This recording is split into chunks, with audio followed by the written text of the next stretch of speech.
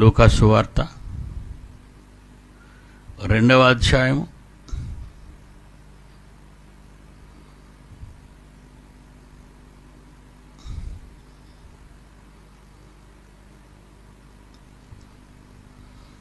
11వ వచనం నుంచి 10వ వచనం నుంచి చదువుదాం. 10వ వచనము నుండి, ఇదిగో ప్రవక్తలందరికీ కలుగబోవు, ప్రజలందరికీ కలుగబోవు, సేవకులందరికీ కలుగబోవు, భక్తులందరికీ కలుగబోవు, ప్రజలందరికీ కలుగబోవు మహాసంతోషకరమైన వర్తమానము నేను మీకు తెలియజేయుచున్నాను.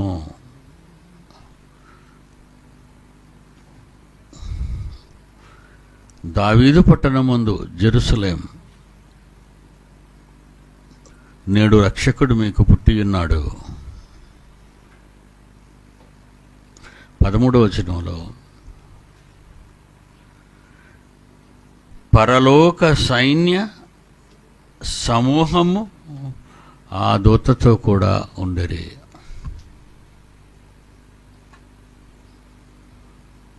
ప్రతి దేవుని కుమారుడు చాలా ఇది మోస్ట్ ఎసెన్షియల్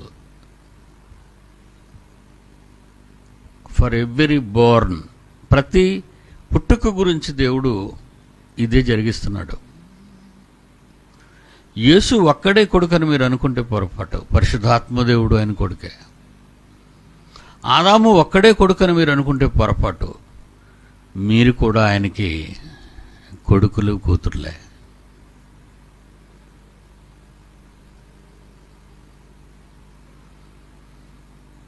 తండ్రి గర్భము నుండి కోట్ల కణాలు వచ్చిన నీవు నేను మాత్రమే నిలబడ్డావంటే వెనక ఎంతమంది ఉన్నారట? ఒక పుట్టుక వెనక ఎండకు మంత్రి వెళితే క్యాన్వాయ్ అని ఒక 4-5 కార్లు వెళ్తాయి, ఒక పోలీస్ జీప్ వెళ్తుంది. కానీ నీవు నేను పుడితే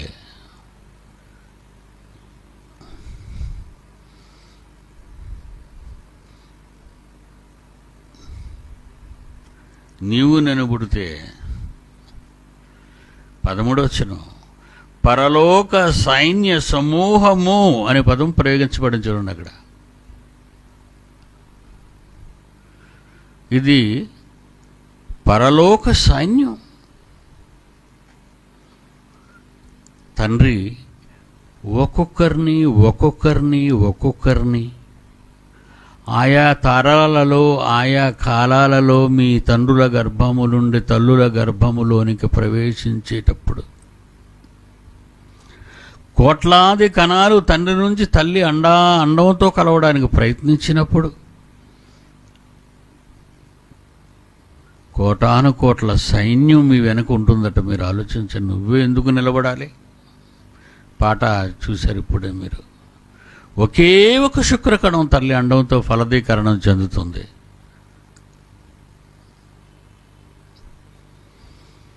మీ పుట్టుక ఎంత గొప్పదో మనిషి అర్థం చేసుకోలేకపోతున్నాడు అండి నిజంగా. ఈవేళ దావీదుకి అర్థమైందండి అది.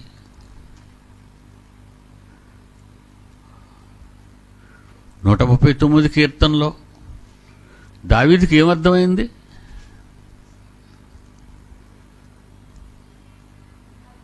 16వ వచనం, 139 కీర్తన 16వ వచనం, నేను పిండముగా నా తల్లి గర్భములో పిండము, నా తండ్రి నుంచి వచ్చిన నేను నా తల్లి అండంతో కలిసి పిండముగా మారాను.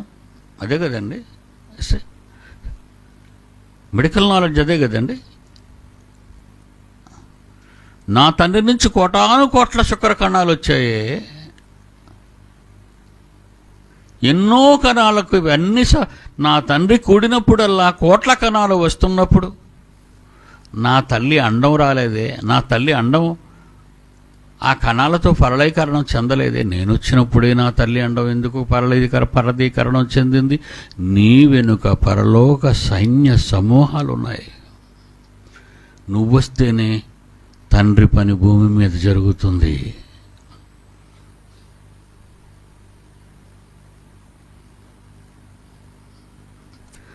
భారతదేశంలో క్రైస్తవ్యానికి కళంకం వచ్చి ప్రపంచ దేశాలలో క్రైస్తవ వాళ్ళు నిర్మించుకున్న మందిరాలను కూలదీస్తున్నప్పుడు,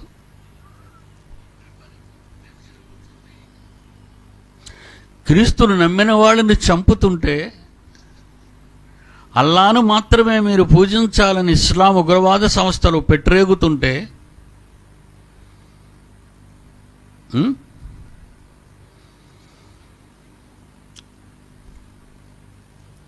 భారతదేశం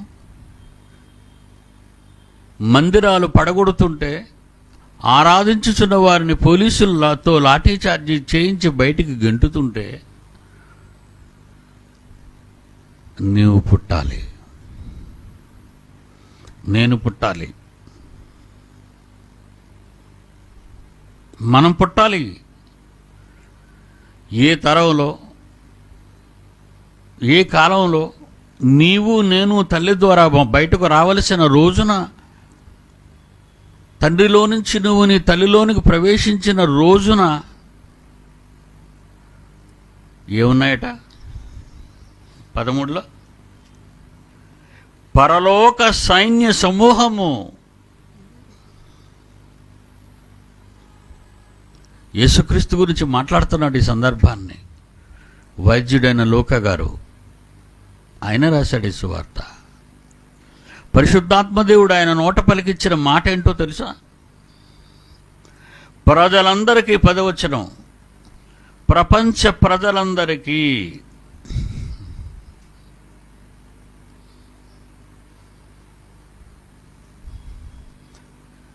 అయితే దూత భయపడుకుడి, ఇదిగో ప్రజలందరికీ కలుగబోవు మహా సంతోషకరమైన వర్తమానము, సువార్తమానము ఏంటంటే, రక్షకుడు మీకు పుట్టి ఉన్నాడు. ఆయన ప్రభు అయిన రాజు, క్రీస్తు అంటే అభిషేకింపబడినవాడు, చక్రవర్తి. రక్షకుడు రావాలి. 2000 సంవత్సరాల క్రితం రక్షకుడు వచ్చాడు గనుకనే కాలచక్రంలో కాలాన్ని లెక్కించింది మానవ జాతి. శకపురుషుడు.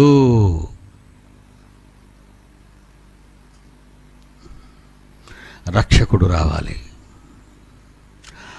ప్రజలను కాపాడడానికి రక్షకుడు రావాలనుకున్నప్పుడు దేవుడు కోటాను కోట్ల సైన్య సమూహాలను, నీ జన్మలో ఎలాంటి లోటు ప్రమాదము, నీ జన్మలో అంగవైకల్యము, నీ జన్మలో పిచ్చితనం లేకుండా సంపూర్ణ ఆరోగ్యవంతులుగా దేవుడు మిమ్మల్ని పుట్టించటానికి కారణం ఆ రోజు ఆయన ఏర్పాటు చేసినటువంటి భద్రత. కోటాను కోట్ల సైన్య సమూహం.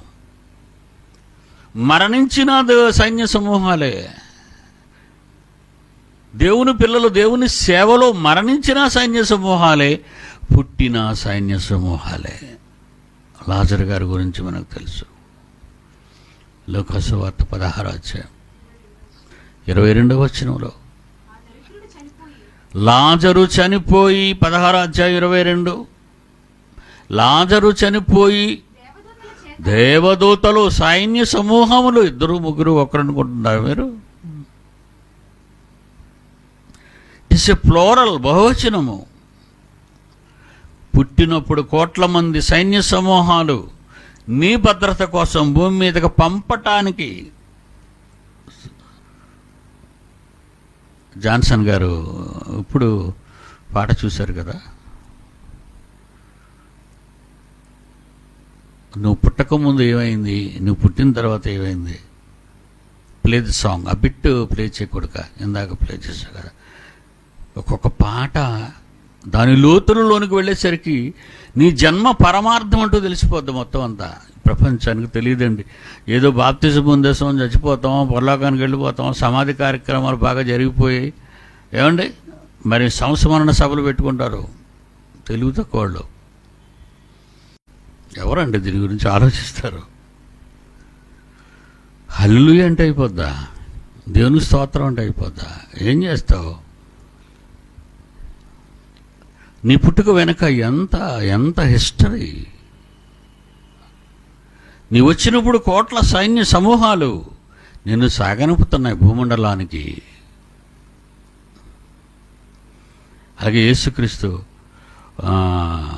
భూమి మీదకి రావడం గురించి జాన్సన్ గారు మంచి ఎతకండి మంచి చేశారు. అది ఇలాగ ఆయన పరలోకం నుంచి అలాగ అరిచేతిలో కూడా తీసుకొచ్చి భూమి మీద పెడతారు. భూమి మీద ఎక్కడ పెట్టారు? రాజమందిరంలోను, మొఘలుల కోటలోను, లేకపోతే ఏమండి రాయలవారి సింహాసనం మీద ఆయన తీసుకొచ్చి కూర్చోబెట్టలేదు. లేదా ప్రపంచ చక్రవర్తులు నెబుకద్నెజరు పాలన ప్రపంచాన్ని పాలించమని అక్కడ పెట్టలేదు. మాదీయులు పారసీకుల ప్రపంచ పాలన చేసినప్పుడు అక్కడ కూర్చోబెట్టలేదు. No Greeks, no Romans. ఎక్కడ తీసుకొచ్చి పెట్టాడో చూడండి ఆయన్ని. ఆ పాటలో what a wonderful clips. And నిజంగా ఒకప్పుడు చదువుకొని నేను ఆలోచించలేకపోయాను. నా ఊహలన్నిటికీ రూపకల్పన చేసినవాడు మీ జాన్సన్ విక్టర్. అయినా యేసుని తీసుకొస్తుంటారు, అలాగ అరచేత్తో తీసుకొచ్చి అలా భూమి మీద పెడితే ఆయన నడిచేవన్నీ రాళ్ల మార్గం, తుప్పల మార్గం, ముళ్ళుల చెట్లు. ఎంత ఆర్భాటంతో చూపిస్తారు. ఒక హీరోని ఎంటర్ చేసి పాదం దగ్గర నుంచి వాడు కారు దిగుతుంటే బూడి దగ్గర నుంచి చూపిస్తారు అలా పైకి, ఎవడా హీరో అని. అంతకంటే గొప్పోడండి ఆయన. ఈ ప్రపంచాన్ని పాలించటానికి వచ్చిన చక్రవర్తి ప్రవేశం, ఈ భూమండల ప్రవేశం చూశారు కదా. మీ అందరి రాక అలాంటిదేనా రా. మీరు జ్ఞాపకం ఉంచుకోండి. ఏ తప్పైనా చేసే ముందు, ఏ మంచి అయినా చేసే ముందు ప్రతిసారి మీరు జ్ఞాపకం ఉంచుకోవాల్సింది, నీ రాక ఎంత ఆర్భాటంగా జరిగింది భూమి మీదకి. నీ పోక చావు కుళ్ళి చావటానికి కాదు. ఈ ప్రజలకు ఏదో పరిపాలన చేసి చావటానికి కాదు, ప్రజలను మార్చటానికి. ఒక ధనవంతుడిని మార్చాలనుకున్న లాజరు చనిపోయినప్పుడు ఏమండి, ధనవంతుడిని మార్చటానికి లాజరు వస్తున్నాడు ప్రతిరోజు గజ్జిపొడ్లతో బాధపడచ్చు. ఆయన పడేసే రొట్టె ముక్కలైన తిని 4 మాటలు ఆయనకి చెప్పాలని.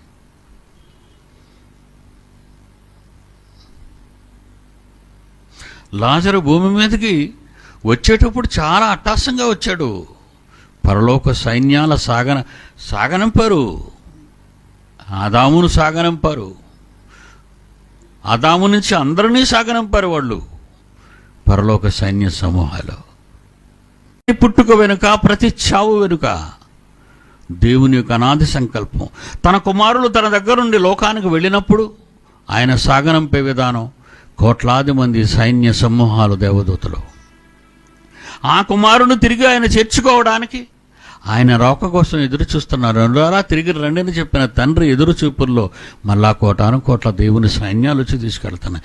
నువ్వు పుట్టినప్పుడు అదే జరిగింది, నువ్వు చనిపోయినప్పుడు అవే జరిగి తీరాలి, లేకపోతే దెబ్బతింటావు.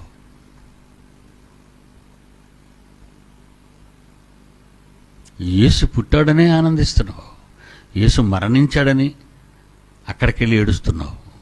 కానీ నువ్వేం చేయాలి? ఏం చేయాలో యేసు చెప్పాడు. సిలువ మోసుకుంటూ వెళుతూ, యెరూషలేము కుమార్తెలారా, నా నిమిత్తం ఏడవకండి. నా గురించి ఎందుకు ఏడుస్తున్నారు? లూకాసు వార్త 23వ అధ్యాయం 28వ వచనం. లూకాసు వార్త 23వ అధ్యాయం 28వ వచనం. యేసు వారి వైపు చూచి, యెరూషలేము కుమార్తెలారా, నా గురించి ఎందుకర్రా ఏడుస్తున్నారు?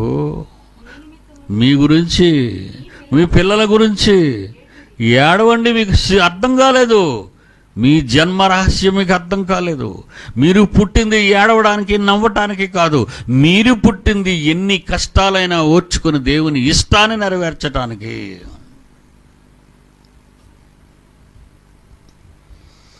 యేసుప్రభు పుట్టినప్పుడు ఏమని వచ్చింది? పరలోక పైనుంచి, ఈయన నా ప్రియకుమారుడు, ఈయన యందు నేను ఆనందించుచున్నాను అన్నాడు యేసు పుట్టినప్పుడు. బాప్తిసం తీసుకోవడానికి బాప్తిస్మం ఇచ్చి యోహాను దగ్గరికి వచ్చినప్పుడు యేసుక్రీస్తు వారిని బట్టి, ఈయనెవరు? Is my son, lovely son, నా ప్రేమ కుమారుడు, నా ప్రియ కుమారుడు. ఇతడు వచ్చాడు కనుక నా ప్రపంచంలో నా పిల్లలందరూ కాపాడబడతారనే ఆనందం నాకుంది కనుక, నా కొడుకు చనిపోయినా నా పిల్లలందరూ నా దగ్గరికి వస్తారు, తెస్తారని మాటిచ్చి వెళ్ళాడు నా యేసు, నా కొడుకు. మిమ్మల్ని అందరినీ మార్చి తెస్తానని మాటిచ్చి వెళ్ళాడు. పరలోక వైభవాన్ని విడిచిపెట్టాడు. భూమి మీదకి ఆయన్ని ఏ నటనలో పంపించానో తెలిసే పేదవాడిగా పుట్టాడు, దాసుడిగా పుట్టాడు, ప్రజల చేత చంపబడ్డాడు.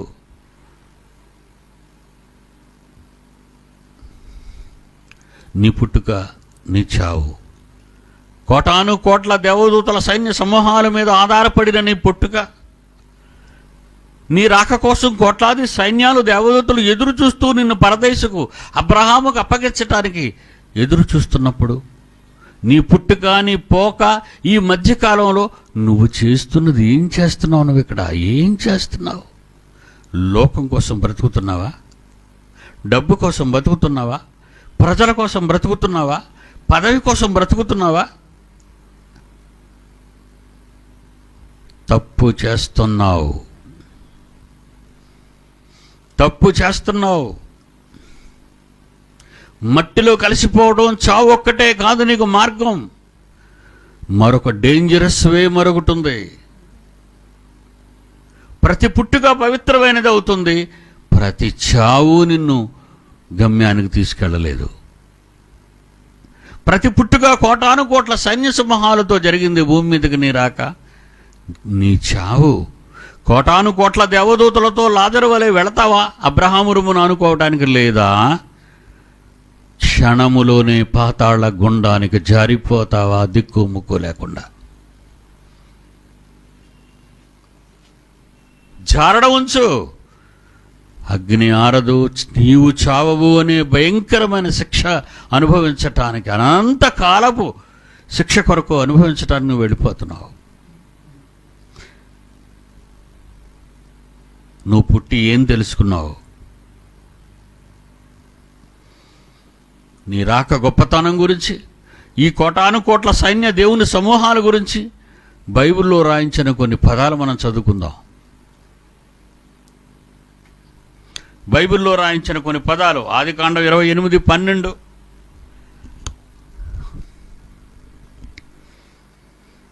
ఆదికాండం 28:12. అప్పుడతడు ఒక కల వచ్చింది. ఆ కలలో ఒక నిచ్చెన భూమి మీద నిలుపబడి ఉండెను, దాని కొన ఆకాశమనంటెను. మరి ఎక్కడ వరకు వెళ్ళిపోయింది అది? పరదైసు వరకు వెళ్ళిపోయింది అది. ఖాళీ నిచ్చెన అనుకున్నారా? దాని మీద ఎవరు లేరు అనుకుంటున్నారా మీరు? ఏముందో చూడండి. దాని మీద దేవుని దూతలు ఎక్కుచూ దిగుచూ ఉండురి. వస్తున్నారు, వెళుతున్నారు, వస్తున్నారు, వెళుతున్నారు. సైన్య సమూహాలు ఎవరి కోసం? నిన్ను నీ తండ్రి దగ్గరకు చేర్చటానికి, నిన్ను అబ్రహాము దగ్గరికి, విశ్వాసులు తండ్రి దగ్గరకు చేర్చటానికి. ఆకాశమునకు వేయబడిన నిచ్చెనలో కోట్ల మంది దేవదూతలు దిగుతూ ఎక్కుతూ దిగుతూ ఎక్కుతూ ఉన్నారు. అంటే ఎక్కడికి వీళ్ళరాక, ఎక్కడికి వీళ్ళ పోక, ఎందుకు వచ్చారు వాళ్ళు ఇక్కడికి, ఎవరిని తీసుకుపోతున్నారు అక్కడికి? ఆదికాండం 32:1-2. ఆదికాండం 32:1-2. యాకోబు తన త్రోవను వెళ్ళుచుండగా దేవదూతలు అతనిని ఎదుర్కొనిరి. యాకోబు వారిని చూచి, దేవుని సైన్యం వచ్చింది, దేవుని సైన్యము నాకు ఎదురొచ్చింది, దేవుని సైన్యము నాకు సంరక్షణగా నిలిచింది, దేవుని సైన్యము నాకు భద్రతనిస్తుంది. లేకపోతే ఏశావు నన్ను మా అన్నయ్య చంపేస్తాడు,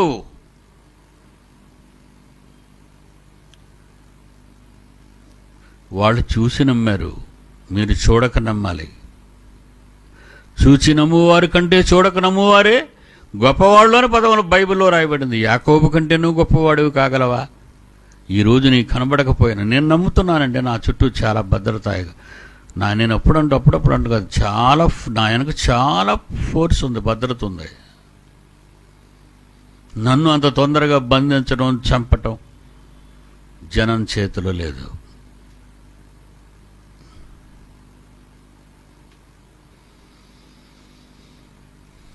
నా రాక భూమి మీదకి ఆయన సంకల్పం.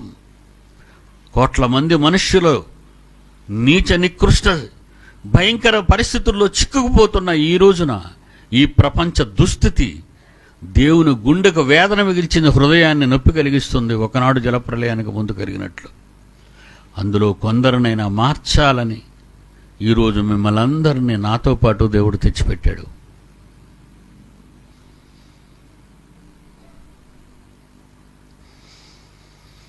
నూట 48 కీర్తన 2వ వచనం, 148వ కీర్తన 2వ వచనం.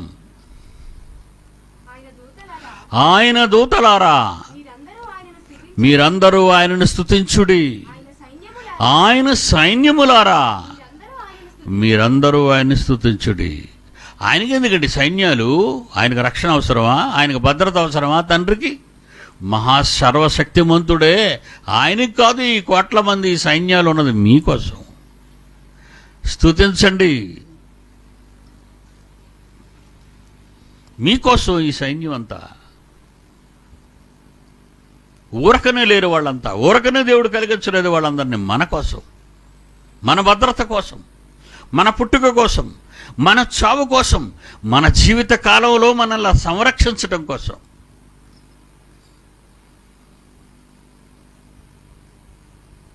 విశ్వంలో ఎన్నో ఆస్ట్రాయిడ్స్ తిరుగుతున్నాయి. అవి ఏ క్షణాయినా భూ ఆకర్షణ శక్తికి లోనైతే వచ్చి భూమిని ఢీకొంటాయి. ఢీకుంటే చచ్చేది వేల మంది, లక్షల మంది. కేవలం ఒక దోవ కుడితే ఏం జరుగుతుందో అని నీ మంచం చుట్టూ దోవతెర కట్టుకుంటావే, ఎక్కడ రంధ్రం లేకుండా, పెద్ద తోవ లేకుండా. పురుగు కూడా చొరబడనంత దోవతెర మీరు తయారు చేసుకుంటారు. నట్, మస్కిటో నట్. అలాంటిది భూగోళం విశ్వంలో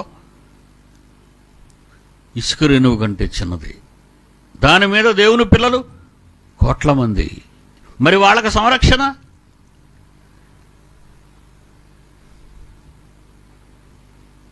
ఒక ఇంజిన్ వెళుతుంది అంటే ఎంతో డస్ట్ ఉంటుంది, దాన్ని క్లీన్ చేయాలి.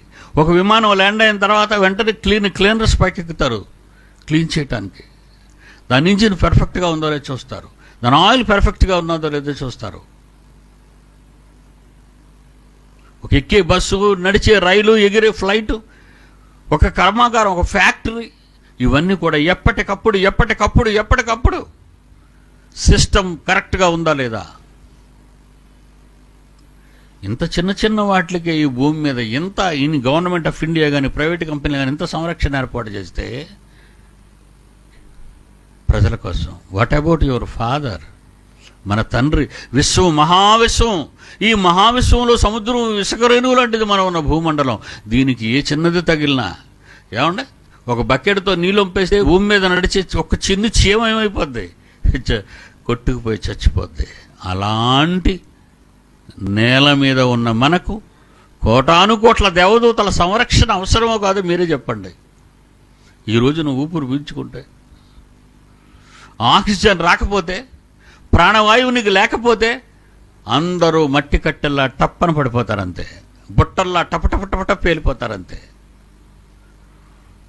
ఈ పచ్చదనం, ఈ ప్రకృతి సంపద, ఈ ప్రకృతి జీవము ప్రతి క్షణం మనిషి ఆస్వాదిస్తున్నాడు, తింటున్నాడు, త్రాగుతున్నాడు, పీలుస్తున్నాడు. కోటానుకోట్ల సైన్య సమూహాలు నీకోసమే, నీ రాక కోసం, నీ పోక కోసం, నువ్వు బ్రతికే ఈ రెండింటి మధ్య బ్రతుకు కోసం యేసు పుట్టాడు. ఆయన బ్రతుకు పుస్తకంలో ఏముంది? అన్ని కష్టాలే. ప్రజల కోసం ఎన్నో మాటలు తండ్రి నుంచి తెచ్చినవి చెప్పాడు ఆయన. మన కోసమే వచ్చాడు ఆయన. మన కోసమే రాయించాడు 66 పుస్తకాలు. వాటినే బోధిస్తున్నాం ఈరోజు మనం. సమాజాన్ని మార్చాలి, వచ్చింది ఎందుకో చెప్పాలి, చేస్తే ఏం జరుగుతుందో వాళ్ళకి ముందుగా తెలియజేయాలి బ్రతుకున్నప్పుడే.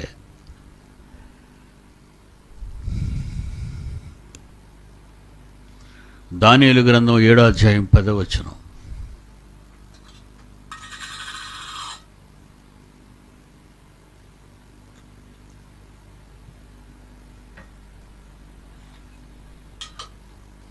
దానియేలు గ్రంథం 7వ అధ్యాయం 10వ వచనం.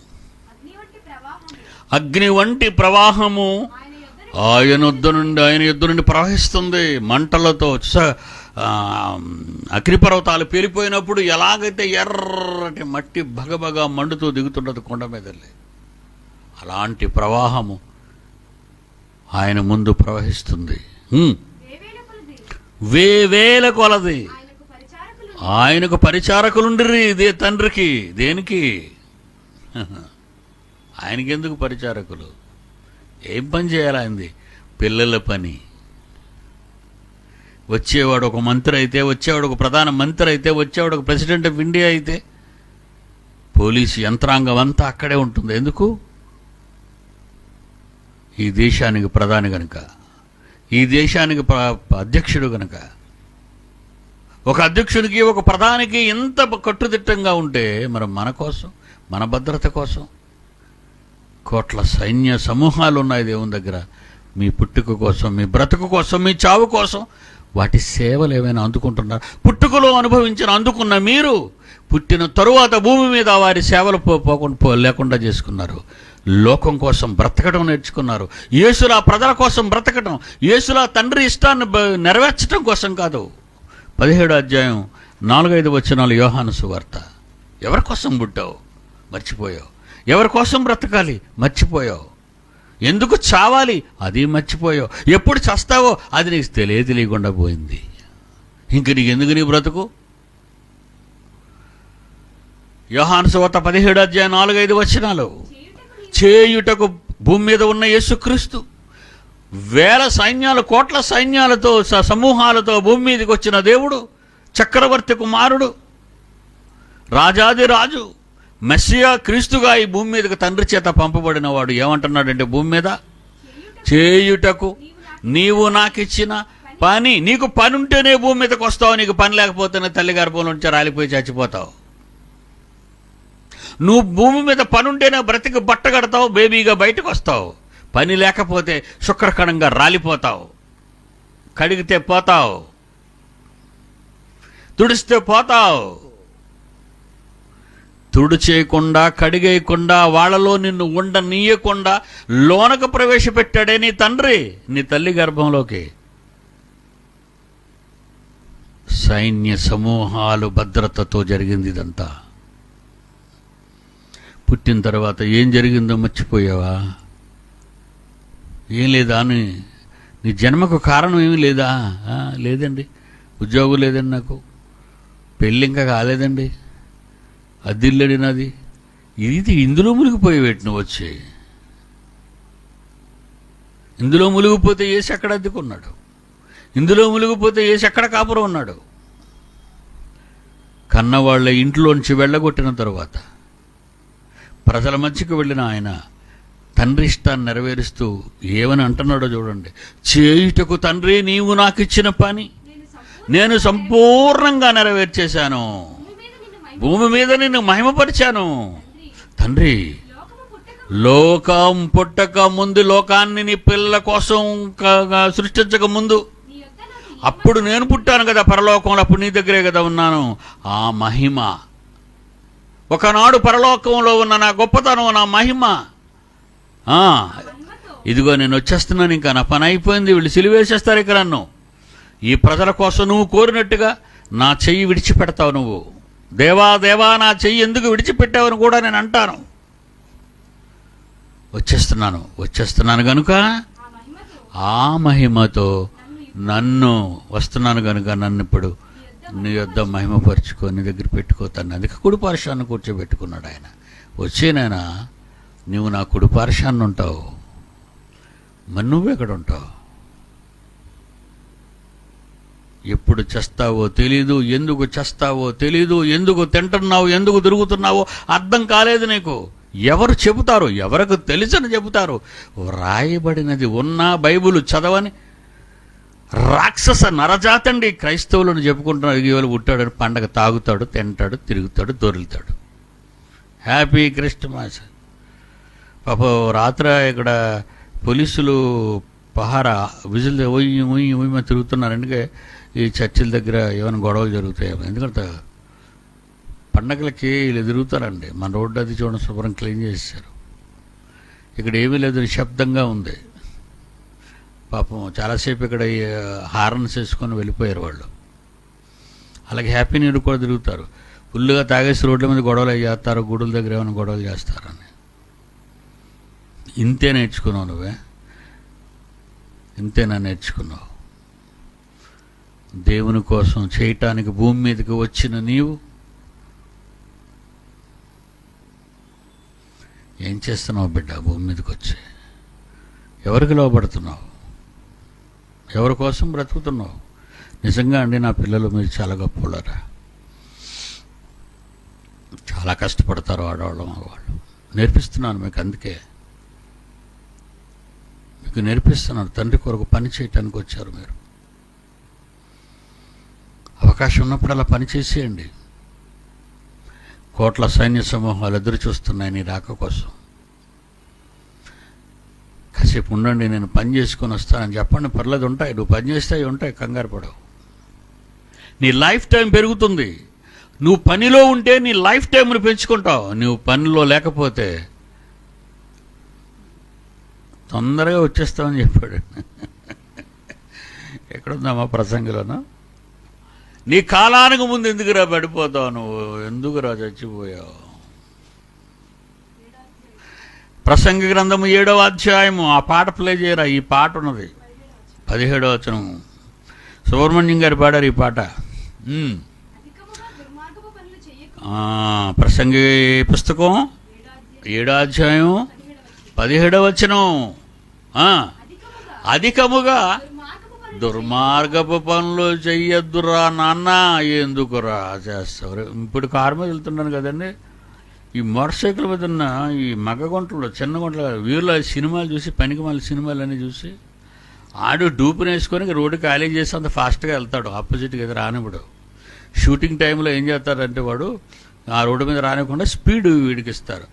నీకు ఎదురొచ్చిన అనే బడిలే, నువ్వెవడవరా నువ్వెందుకు వెళ్ళిపోతావు తొందరగా? అబ్బాబ్బాబ్బా, చక్రాలు అంత ఉంటాయి, లారీ చక్రాలు ఎంత ఉంటాయి. ఆ కిందకుంటాడు వీడు. అక్కడ ఏమైనా అయిందనుకో, నీ పేగులు బయటకు వచ్చేస్తాయి, నీ తలకాయ చిదిగిపోతే మెదడు బయటకు వచ్చేస్తుంది. ఏమన్నాడమ్మా? అధికముగా దుర్మార్గపు పనులు చెయ్యకురా నాయన. ఎందుకురా? ఎందుకు? పోయే కాలం రా నీకు ఇది. బుద్ధిహీనంగా తిరక్కరా. నీ వచ్చి కాలానికి ముందు దేవుడు నీకు ఒక కాలం పెట్టాడు, నీకు పని ఇచ్చాడు. ఆ పని అంతా దేవుడు పని చేసి ఆ కాలంలో పూర్తి చేసి రమ్మన్నాడు. యేసుప్రభు ప్రార్థన అదే కదా, నీ ప్రార్థన అదే కదా, నా ప్రార్థన అదే కదా. నీ కాలానికి ముందే నువ్వెందుకురా చేస్తావు? నా పిల్లలు మంచోళ్ళు అండి. మంచోళ్ళనే మీరు? మంచిగా పెంచుతున్నాను నా కోసం, నా పిల్లలు నా తండ్రి కోసం పెంచుకున్నాను మిమ్మల్ని. అందుకే మీకు మస్తుగా పెడతాను నేను ఏదైనా సరే. పనికి వచ్చేవాళ్ళు తెలుసు కదా, మన బూర్లో నుంచి 2 గంటలు తినండి నన్ను. బూరు చూపిస్తే పారిపోతున్నారు వాళ్ళు. నా తండ్రి పని చేస్తున్నా, మీకు ఏవైనా పెట్టాలి, నేను ఏవైనా ఇవ్వాలి. లోకం వాడి కోసం పని చేయించుకుంటే వాడు జీతం డబ్బులు ఇస్తాడు. నేను నా తండ్రి కోసం పనిచేస్తున్నాను. నువ్వు లోకంలో అందరికంటే గొప్పవాడివి. ఈ రాజ్యాలు పరిపాలించే రాజుల కంట నువ్వు చాలా గొప్పవాడివి. నీ తండ్రి పనిలో ఉన్నావు కనుక కాలానికి ముందు ఎందుకురా చచ్చిపోతావు, పాడైపోతావు, తప్పుగా జీవిస్తున్నావురా. నీ రాక తెలియదురా, నీ పోక తెలియదురా, నీ రాకలో ఉన్న భద్రత తెలియదురా. నువ్వు వెళ్ళేటప్పుడు సైన్య సమూహాలు, యేసు పుట్టినప్పుడు గొల్లలతో కనబడుతున్నాయి సైన్యాలు, సైన్య సమూహములు. 14వ వచనంలో సర్వోన్నతమైన, అది లూకాసు సువార్త 2:14వ వచనంలో, సర్వోన్నతమైన స్థలములలో దేవునికి మహిమ, ఆయనకిష్టులైన మనుషుల భూమి మీద సమాధానం కలుగుగాక. 13 పరలోక సైన్య సమూహము ఆ దూతతో కూడా ఉన్నారు అంటున్నాడు. యేసు భూమి మీదకి రాక, నువ్వు భూమి మీదకి రాక,